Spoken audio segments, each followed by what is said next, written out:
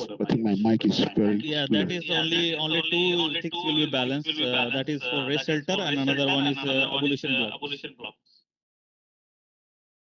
So abolition block will remain, correct? Yeah, till Yeah, we will consider this equipment to use in harmonic filter. Okay. Okay, then So what related else? to substation 9, we will related to substation close, 9, yeah. we will nothing is close. Yeah. Did There they is remove the nothing. generator? There It's still is there. nothing. We can close. No issue. Yeah.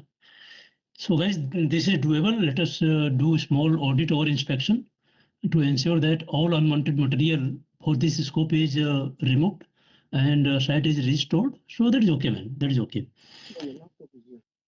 Going for this one, review how the site will address the operate stage phaser. So this is not applicable at this point of time. Probably when we do the operate stage phaser, this can be done. So operate stage phaser will be conducted as per the company rule and procedure. Pre-commissioning commissioning procedure is already in place, and the documents will be handed over, so no concern.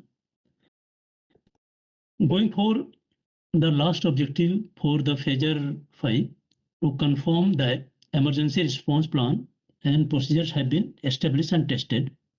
Now this we are talking about the existing ERP. With this project, is there any impact on existing ERP? If the scenario of any emergency related to VFD is there, so we may need to update, verify that emergency plans and procedures are in place. Of course, I mean, your construction ERP procedures are there, and review and update the existing ERP. But do you think because of this VFD, is there any impact on the existing ERP, your operation phase ERP? No.